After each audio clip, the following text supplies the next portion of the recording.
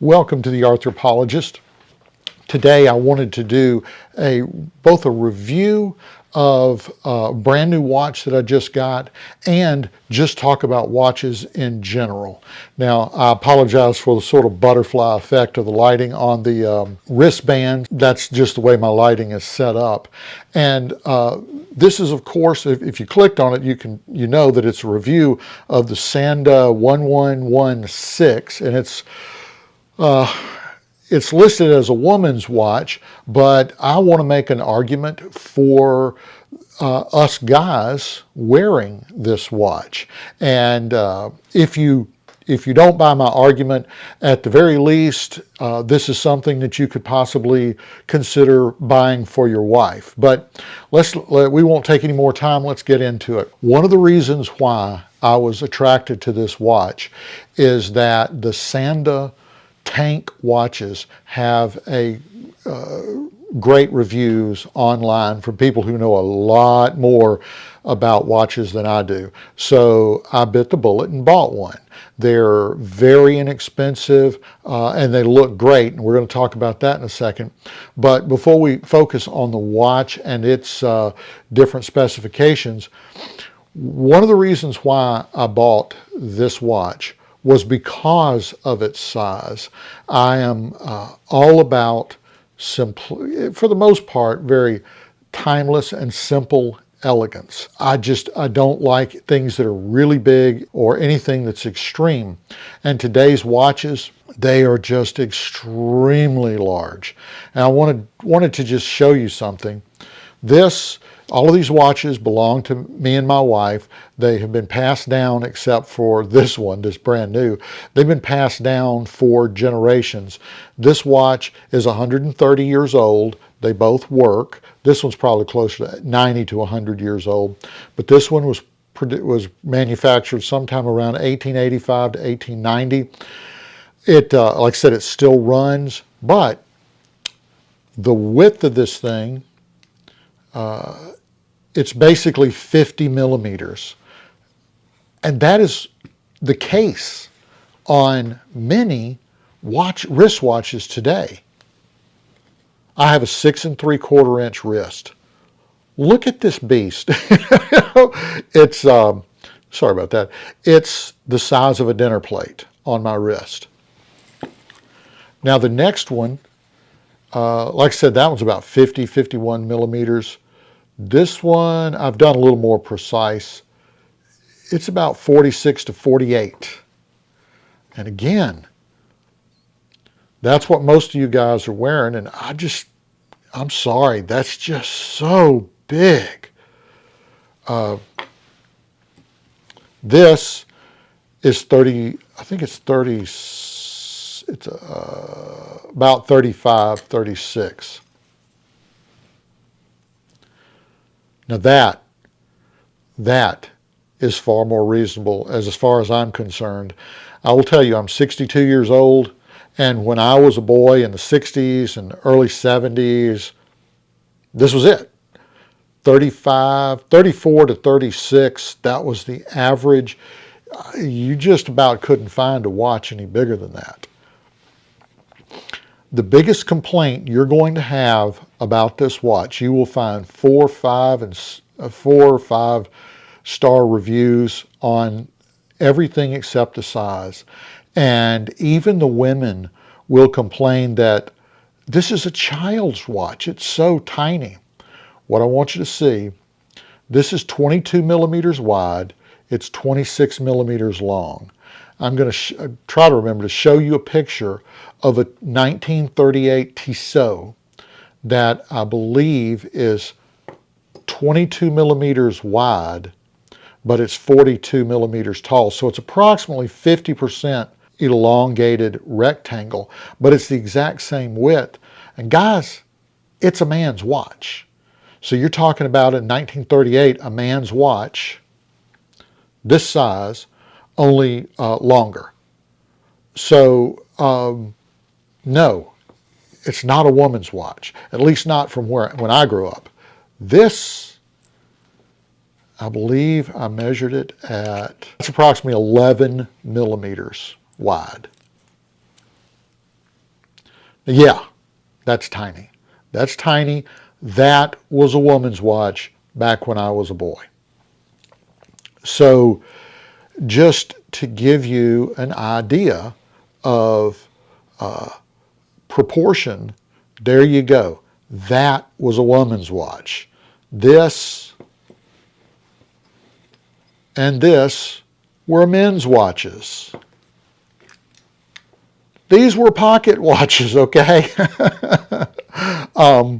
Pocket watches and dinner plates if you were hungry and didn't have anything else to eat off of. So um, there's my apologetic for why I shamelessly wear this thing. So there you go. Now, let's get on to the watch itself. First of all, when it came in this simple brown envelope inside a simple piece of plastic, a plastic sleeve, and not really wasn't. It is a bit of a padded envelope, but not much. And I mean, what do you expect? Normally, the man's Sanda watch that you see online, that's always getting the reviews, it's bigger, and it's about the size of that Timex I was showing you. It only comes in silver, which I prefer gold. It matches my skin tones better. But the one thing I didn't like about the man's Sanda that attracted me to this one is that on the man's Sanda, the 6 and the 7 are jammed over on top of the 8, and there's this big wide gap between the 5 and the 6. Nobody talks about it, and maybe they don't care, but it bugs me. I'm probably going to buy one eventually anyway, just for chuckles, but it does bug me. What I liked about this is, one, I like second hands, but number two, this subdial divides that up and gives it a more clean, symmetrical look. So that was one of the main appeals as well, was that it was symmetrical. And I will tell you, I was tickled to death. If you can see the sort of scalloped pattern work back there, I thought this was just going to be a white dial. It's not. That is really pretty. It just is. I'm going to use this word elegant, and hopefully I'll remember to talk about that later. But look at that. It just makes it so much more lovely. And I will say that I'm sorry, my hand's shaking around. It makes it just so much prettier. Anyway, the Roman numerals on it are very clear, very distinct. If you can see, they turn blue under certain lighting conditions and then turn black. That's really pretty. The hands do too. There you go. There you go. Now, this is not done with heat. The more expensive watches, they actually heat treat the steel and it turns blue. This is just painted blue, but, what I was going to tell you earlier, the men's watches run around $10, $15. These run $6 to $9. I got it from AliExpress on sale for $1.77. And that was including shipping. It said 99 cents plus handling or whatever for 77 or 78 cents. So my grand total for this watch was $1.77, and that included shipping. They said it'd take about 3 weeks to get here. It got here 4 days earlier than they had told me it would. So I could not be happier. It does come, when you get it, there'll be this white piece of plastic right here under the crown. I did not know what that was. And when I opened it up, I had to get my magnifying glass out to look and see. It's built, it looks like a small crescent wrench. And what it is it's actually a plastic sleeve that goes over the crown. I don't know the rationale, but for some reason they popped the crown out. They put that in there to keep it from either getting, I don't know, broken or something. I don't know why they did it, but nice little touch. And I just took and popped it off and popped the crown back in. I set it, it came running. This is not a screw back, so it'll have to be popped off. I do not know what kind of battery it uses. I have not been able to find that out. Eventually, when this runs down, hopefully in a year, I'll pop it off and see, or get a jeweler to pop it off and see, and put another battery in it. Of course, the batteries cost about $10, so about as cheap to get a new one. I can't tell you how much I really like this watch. It just looks very lovely on my arm. It'll look lovely on anyone's arm. It comes in silver and it comes in this gold. That's the one thing I didn't care for, like I said, about the Man's, is that since it comes only in silver, my wife commented, she said, gold really looks better on you. I have just a slightly olive complexion. And also, this can actually come in different colors. So if you wanted to do that, you could. The band, I bought it it is genuine leather, so all genuine leather means is whatever scrap was left over from the good stuff, that's what you get. But you'll find that on tons of stuff, wallets, anything you buy that says genuine leather. It's just the cheapest leather they could. It's the scraps that left over. It's leather, but it's just not high quality. I like the gator finish. It's of course not real alligator. It's just stamped on, but it looks very nice. I've got a real gator one, and honestly, I can't tell the difference. Now the band is 16 millimeter, kind of narrow, but again, the Tissot that I was telling you about, that thing had to have had a 16 millimeter band as well. It is a little short, I think 20 centimeters, but if you get the metal one, it's 27 centimeters, I believe. So it's a bit longer and would fit a man's wrist larger. So I mean, again, if you feel like that's too small, that's just fine. But just keep in mind that in the 30s, 40s, men's watches were around this size, maybe a little bigger, but you're only talking 31, 32, 34 millimeters. So not a whole lot bigger. I do want, I've got my cheat sheet over here that I wanted to give you a little bit more information if I've got any. It does keep great time. I've had this thing now for over a week and it's lost nothing that I can determine. I set it with my iPhone and it's kept exact time, so it may have lost a few seconds, but less than a $2 watch, or in your case, if you can't get it on sale and you pay $8 or $10 for it, for a $10 watch, losing a couple of seconds a day for weeks, whatever. It claims the back is stainless steel, so that shouldn't tarnish. The front is it says zinc alloy. Eventually it may tarnish. If it does, what can I say? Clean it. That's what I'm going to do, is just kind of clean it off. It says shock resistant. I wouldn't go slamming it around, but hopefully it's got some. It is quartz, so it doesn't have a whole lot of moving parts that would be damaged. And it claims to be water resistant. On the website, it says 30 meters, which is not much, but washing your hands, or if you get drizzled on out in the rain, you could do that.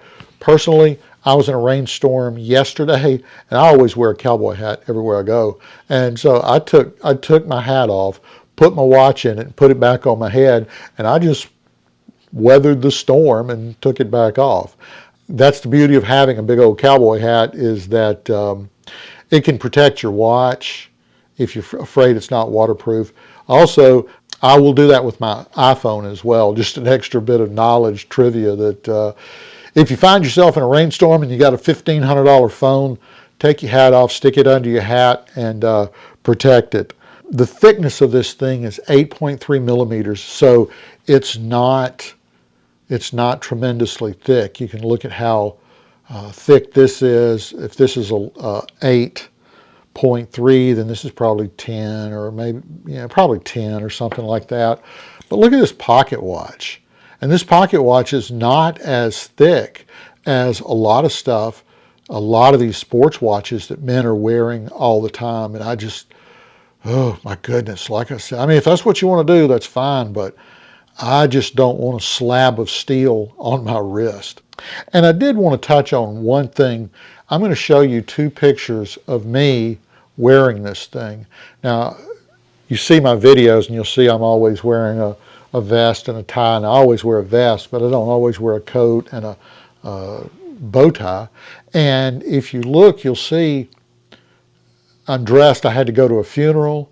And then in the other one, I'm just dressed. It's hot. I'm here in Mississippi, and so I've got a whole bunch of Bermuda shirts, and I pop a vest on them, just kind of dress them up a little bit.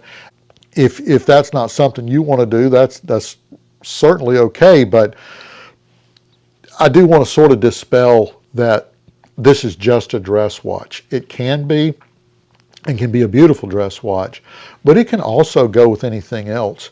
Oh, one more little tidbit, just a fun thing. You never know what you're getting with these people.